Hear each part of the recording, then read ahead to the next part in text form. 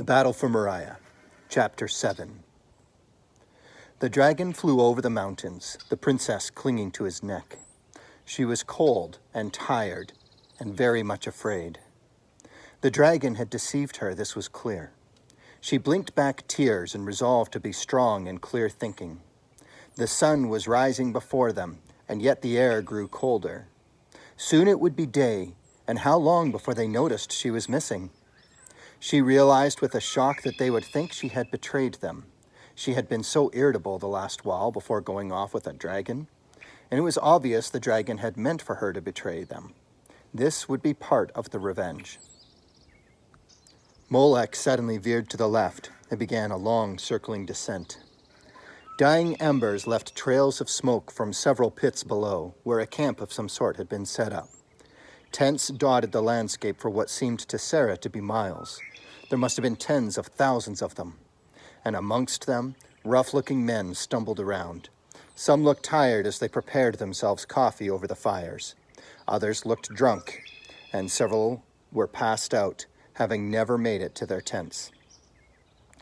Molech landed in a largish clearing in the middle of the encampment, which looked as though it had been created for the very purpose of landing dragons.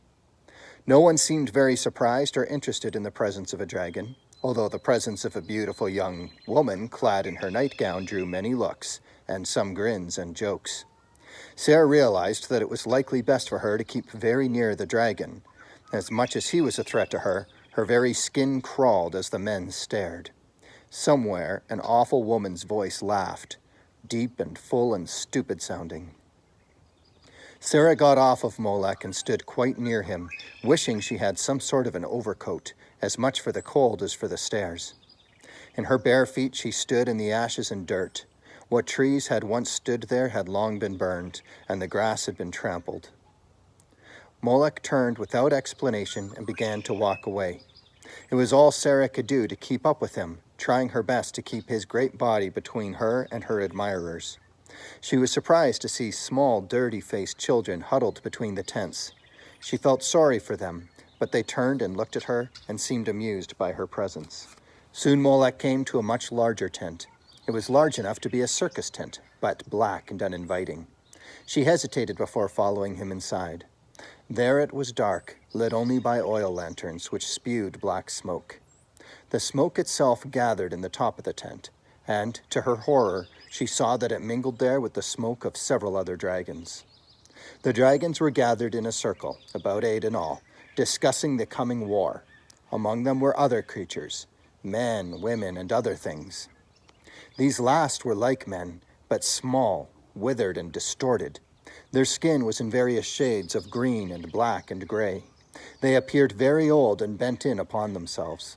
Their eyes, though sunken possibly into the folds of their heads, were striking in that they were orange or even red, their pupils oblong and goat-like. Their heads were long, jaws wide and full of jagged teeth, though even in this and other features they were inconsistent one with another. This one's face was so long it looked like that of a crocodile, while this one seemed to have its snout torn off in some battle, and its face was a mound of scar tissue, with teeth protruding from it at irregular angles. One of them sat perched on a high beam looking over the rest, and Sarah noticed that it had wings, or, rather, what looked like flesh stretched over the wiry frame of wings. The wings did not take the place of arms. Bony and withered, its arms hung with claws extended as if in a perpetual pounce. And considering this monster, Sarah could not be certain whether it was in fact the same species as those on the ground. Upon entering the circle, the creatures and the men all stopped and looked at Sarah. The creatures grinned hungrily, and the one on the perch even opened its mouth and licked its lips, or what would have been lips if it had had any.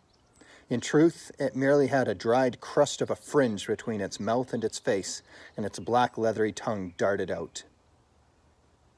A very old-looking, very noble dragon spoke. "So, Molech, you've brought the girl." Unlike Molech, this dragon was a bright orange with yellow scales on its underbelly. It sat poised, expecting and demanding respect. Sarah guessed that it was the leader. "Yes, Ra," Molech said, "but understand this. She is my prisoner. No one is to touch her. Ra smiled. Yes, she is yours, and you can have her. But not yet. Not until the plan is fully in place. Asherah? A woman stepped forward, responding to that name. The woman named Asherah was tall, probably 7 feet tall, slim, pale, and extremely beautiful. She was dressed in white, and her hands were folded in front of her, her long, skinny fingers interlocked with each other. She walked with a kind of grace, almost as though she were floating. And yet, for all of her beauty, there was something unsettling about her, almost as though she were a phantom. Even amongst the other creatures, the dragons and the monster things, even amongst these, she seemed otherworldly. And yet, she had a body. She was not semi-transparent as Sarah imagined a ghost would be. Asherah began her report in a beautiful, feminine, and haunting voice. It was as though it came from far off, although it was neither quiet nor loud, and it was not difficult to hear. My people have erected poles in all parts of the village. They believe that these poles are a source of power for them, and indeed they are. However, these people have unwittingly put themselves under my power. They are charmed. This will break Melchizedek's power when we invade. Of course, it will not be unexpected. Melchizedek knows of our power, and he knows that poles have been erected contrary to his laws. But he is a fool. He does not enforce his laws, and we've taken advantage of this weakness. Excellent, said Ra. Dagon? Another dragon, this one shorter and fatter and stupider looking, stepped forward. This one was nearly black, and its belly hung just off the ground. Yes, sir. After Molech left, I destroyed the garden, or at least I burned a tree. No one saw me do it. I made it look like many of us was there. Yes, sir. Yes, sir. I think the king will know that we was the one that took his daughter, and as you see, we was. It should be noted, Molech interrupted, that the girl came willingly. This will be of great interest to the so-called king. We have succeeded in turning her against her father. She is an ally now. Yes, well, don't get too attached to her, said Ra. You know as well as any of us that humans are fickle, and she could turn back at any moment. Besides, I see in her that she is afraid of us.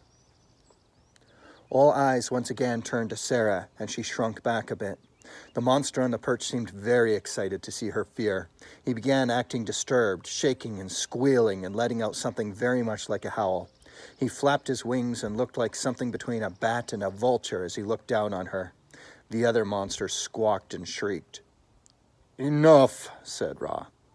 All obeyed him. Sarah overheard one of the men grumble something about Mazakim, a word she had heard in stories of the ancient battles describing a race of monsters. She wondered if Mazakim could speak at all, or if they were some kind of awful pet. Ra continued. Sanballat, what of the men? A man stepped into the middle, poorly shaven and prepared for battle. The men are ready to march at your command, sire. In fact, they grow restless. It'll be good news to them that Molech finally did his job and got the girl here. Molech snapped his jaw at the man. You do not understand the intricacies of persuasion. It is not like I could just take her prisoner. To Ra, he said, the men grow too bold. Perhaps it is time for another sacrifice. Yes, Molech, we'll have one tonight before we march. That will eliminate the weaknesses in our army and ensure that all are sufficiently afraid. Isn't that right, Sanballat? Yes, sire. We'll make the arrangements. And the soldier stepped back. Okay, said Ra. Here's the plan. After the sacrifice tonight, we will begin the invasion. Stage 1, the dragons will fly the Mazakim into the village. The Mazakim will terrorize the village, forcing the king to withdraw all the villagers into the castle walls, if he has not already done so. Then, once more the Mazakai on the perch seemed agitated, flapping and squirming and writhing, and breathing so loudly that Ra was interrupted. Yes, Asmodeus, what is it? Asmodeus answered in a nasally, high-pitched voice, breathing hard as he spoke. Yes, yes, then can we eat them? Ra smiled, though his face showed contempt for the creature. Yes, Asmodeus, you can eat any you catch outside the castle walls, but none inside. The Mazikim once more erupted into a chorus of shrieks and screams and howls, such that Sarah had never heard so awful a sound. Once Ra had regained order, he went on. Once everyone is inside the castle walls, the role of the men will be to surround the castle and lay siege to it. It is not important that you take the castle. It is much more important that you keep the people contained within it. But you must kill all the archers and soldiers on the walls. The giants can help you with this. The giants are too stupid, Sambalat interrupted. The giants can help you, Ra continued. All they need to do is stand by the walls and grab any soldiers on the walls and rip off their heads. Giants barely feel arrows and swords any more than we feel pinpricks. So long as they don't knock the walls or towers down, Sambalat said, or step on our troops. Keep your worthless troops clear of their feet and it won't be a problem, another dragon said. Let Ra speak. Thank you, Ra went on. Once it is safe, the dragons will return and land on the walls and on the towers. The people will be like sitting ducks for us then. Your soldiers will begin to riot in the town. As stores and homes are burned and looted, the villagers will realize that they're desperately trapped, and none of them will escape. Asherah, here's where your men come in. They will one by one offer allegiance to us dragons, and persuade their families to come with them. When the people are divided, they will spread the notion that it is their king's fault for having fought so poorly, and bringing them into his castle and trapping them all. I do not believe it will take long to turn the people against their king. The people will not want to be under siege, surrounded by dragons and giants. They will quickly submit. Then we will bring out the king, and we will let him choose the destiny of his people. Ra grinned and looked around the circle at the dragons and the men. They chuckled to themselves, knowing already the choice the king would have to make. Where is she? Ra asked. Sarah's body went tense, thinking he meant her. But another woman spoke up. I'm here, your majesty, she said. The woman would have been pretty by nature, but she had applied a white powder to her face and contrasted it with crude pink streaks on her cheeks and eyelids.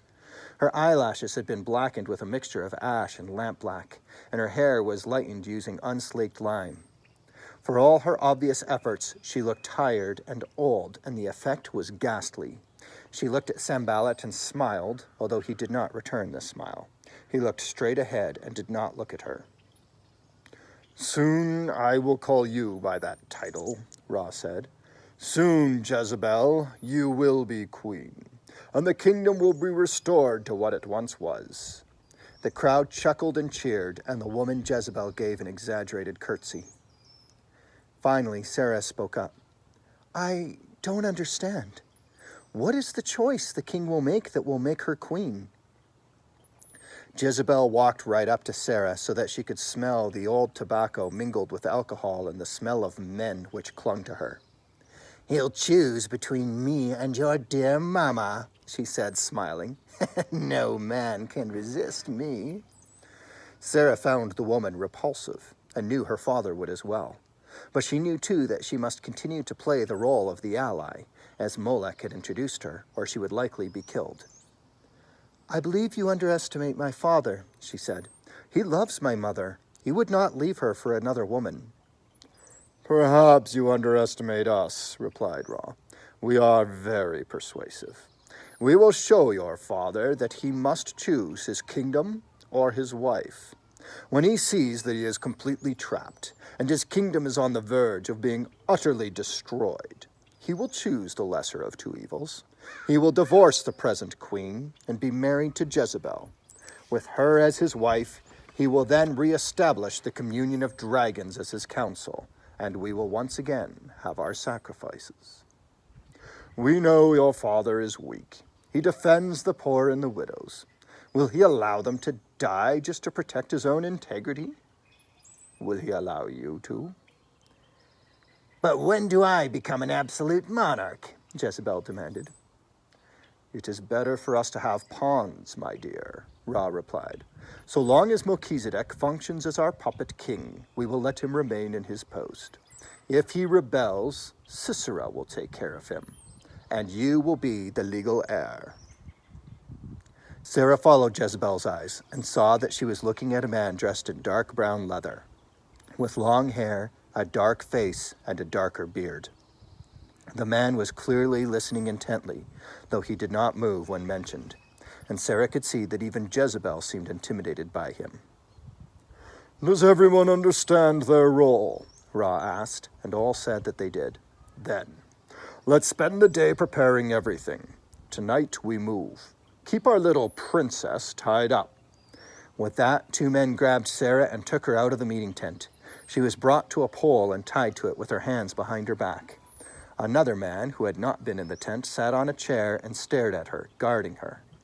As the meeting inside the tent broke up, Sarah saw the Mazikim and the dragons come out of the tent. Jezebel smiled at her as she passed.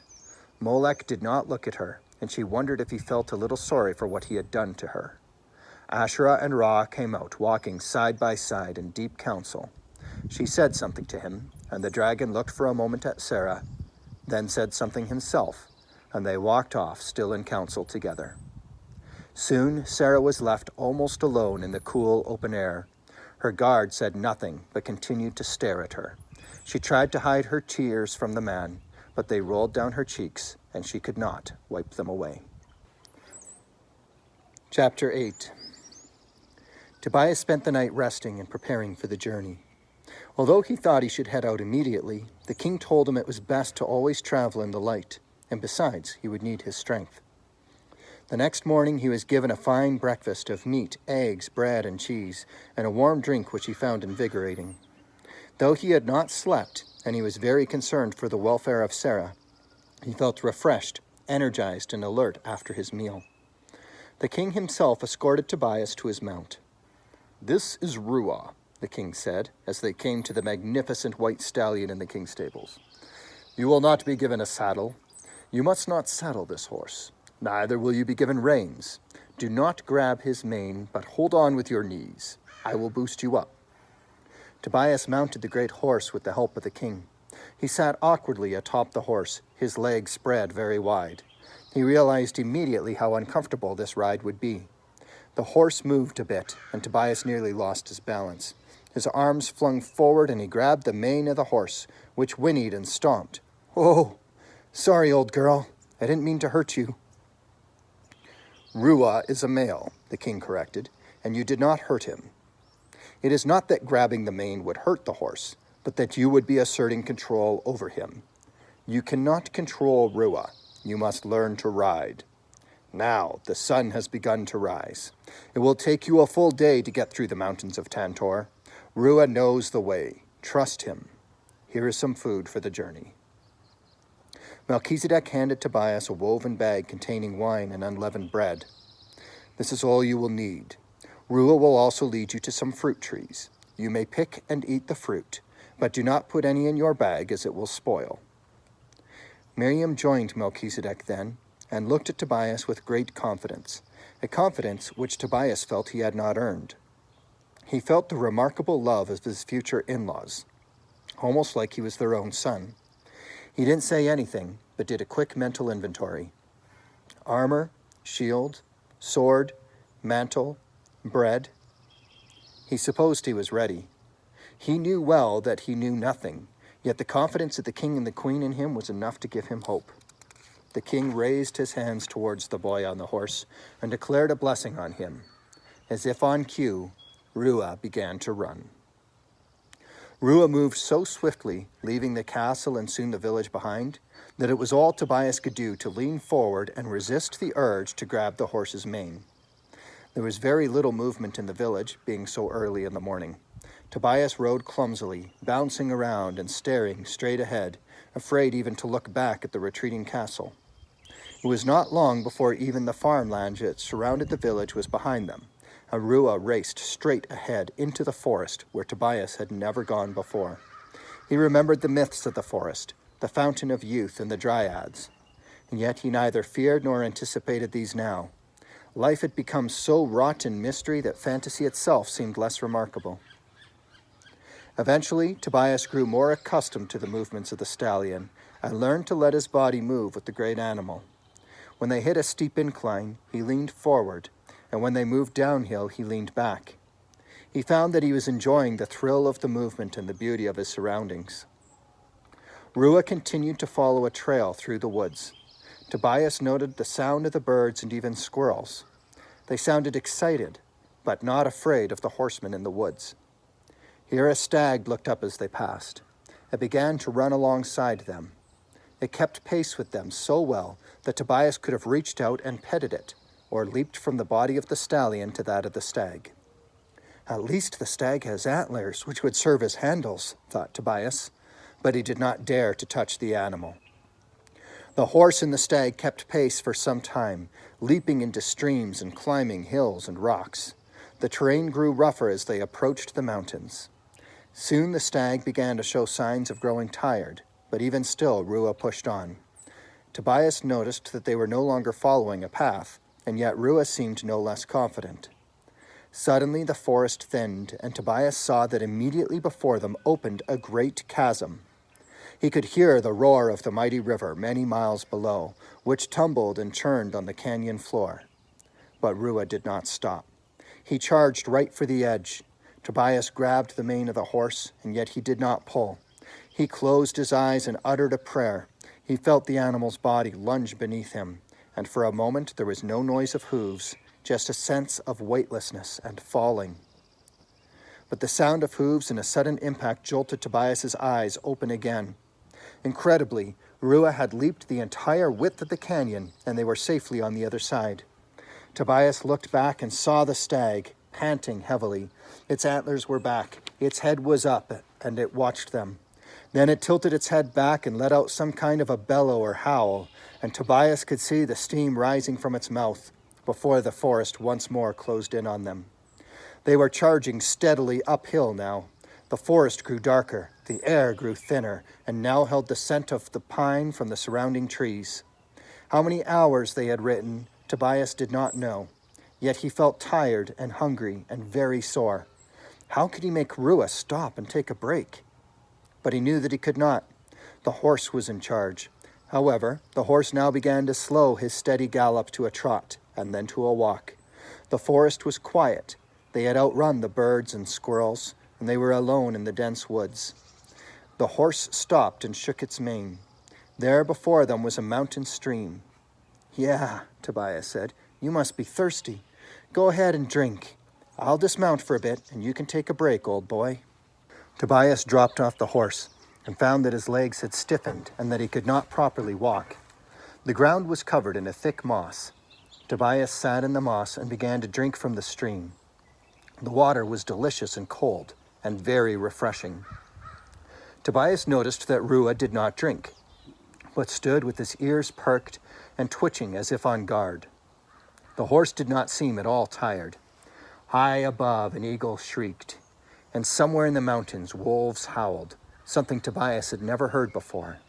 It was deeper than he had imagined, more beautiful and haunting, and yet not as frightening. Tobias realized that he was in the true wild. He opened his bag and began to eat the bread and drink the wine. The bread tasted like honey and was remarkably filling, and the red wine too was very good and warmed him considerably. Tobias felt the strength and energy returning to his stiff legs and hands. He remembered the promise of fruit, and sure enough, there was a small bush beside the stream, laden with large blue-colored berries, although they were not blueberries as such. It occurred to Tobias that he had no way of knowing if these berries were poisonous or not, and could he trust the opinion of a horse in this regard? Yet he looked at Rua, who was watching him now.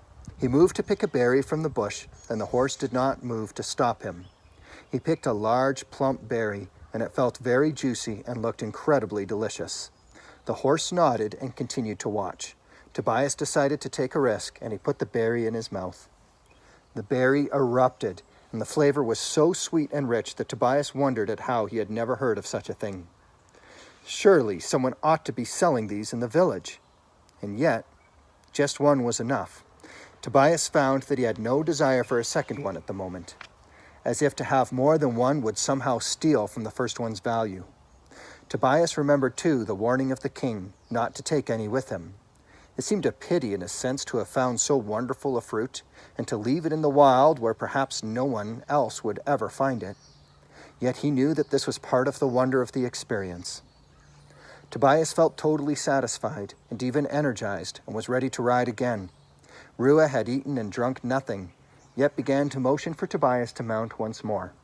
This Tobias did gracefully, and he felt much more comfortable now than he had earlier, as though he had grown accustomed to riding. Rua jumped over the mountain stream, and again he regained his momentum as they raced upwards and onwards.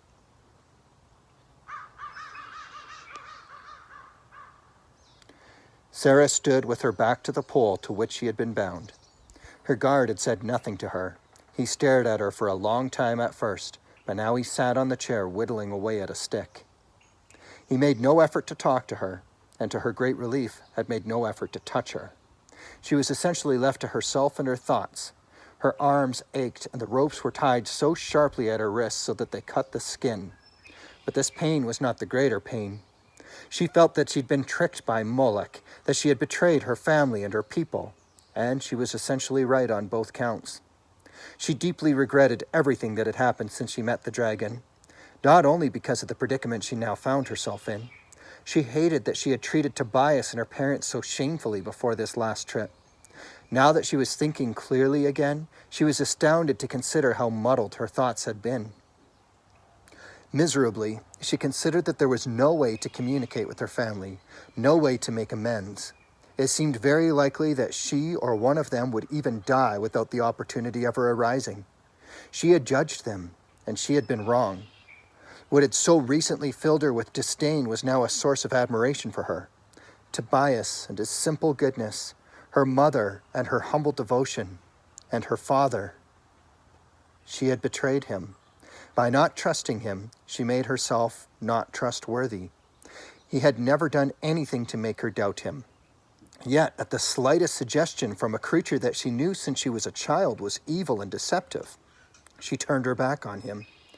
Molech, lying, treacherous beast, she thought was so wise.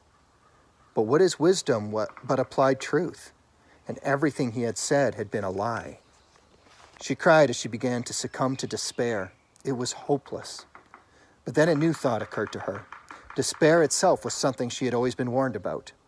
It is like a deadly and incapacitating toxin, her father had often said. It will overtake you, and you will see only the bad that you have done, and you will become incapable of fixing it. Instead, you must have hope. Turn your back on your mistakes, and press forward again. It was as though her father was speaking to her now. Immediately, her mind wrestled with his true words and with the apparent impossibility of her situation.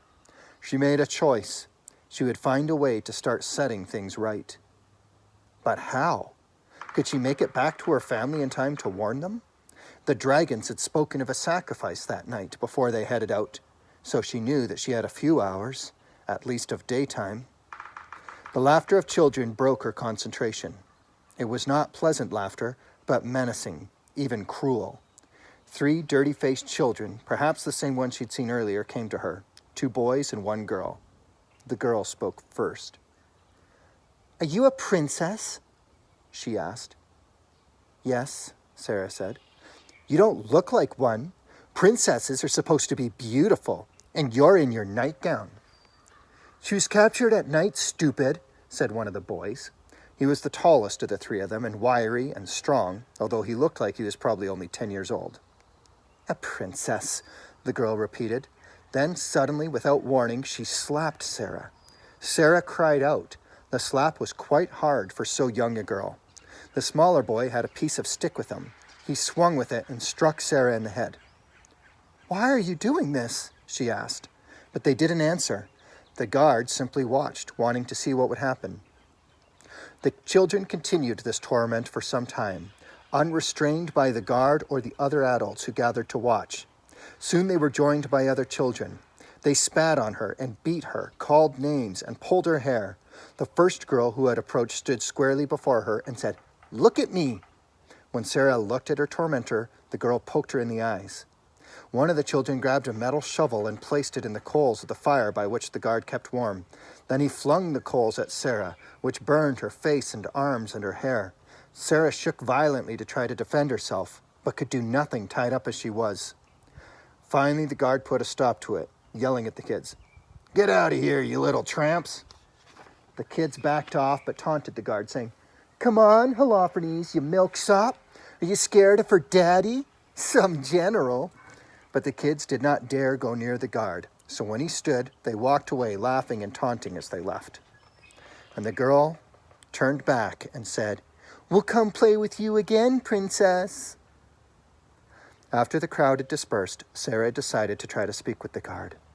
"Thank you," she said. Holofernes just grunted and picked up his knife again. He pulled out of his sack a piece of black stone and began sharpening his blade against it. Sarah started again. Are you a general?" "Was," the man responded. "Used to work for your father." "What happened?"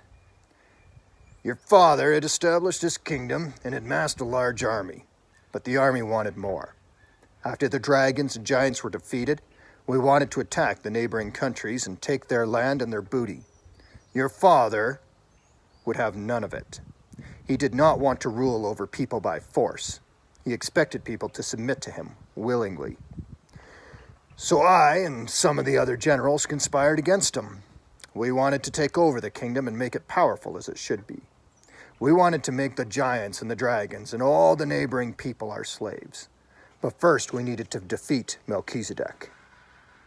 We were defeated and put to flight. Many of my soldiers died that day.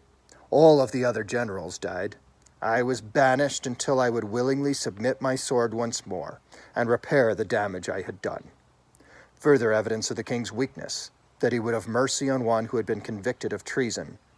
I will not submit to your father, and so I'm banished to the wastelands." "And now your duty is to guard me?" Sarah asked. "I was an enemy of the dragons. They know I'm a good fighter, but I must prove my allegiance to them. Tonight I will sacrifice my child to them. What more do they want?" Sarah did not answer that last question. She was shocked that the man would sacrifice his child. Moreover, she wondered why he would not simply go back to Melchizedek. Surely, once restored to the kingdom, he would be given a higher place than he had here, as slave to the dragons. But she did not want to say that. She did not know what part she was to play in the dragons' plans, but she knew it was best to pretend she was siding with them. "My father is weak," she said, feeling sudden guilt denouncing her father even as a ruse. "However, his people are faithful. I do not know that the dragons can defeat him." "What do you mean?" Holofernes asked. "I was in on the dragons' councils. They planned to defeat him by having his people turn against him." "Arrogant dragons," Holofernes said. "That's always their tactic. It worked well for the weak-willed." Then he looked at Sarah. "Weak people like you," he said with disdain. "The weak-willed are the most useless in any campaign." Exactly," Sarah said. "The strong ones will not leave the king, and the king will not leave his wife, the queen. So the plan will not work.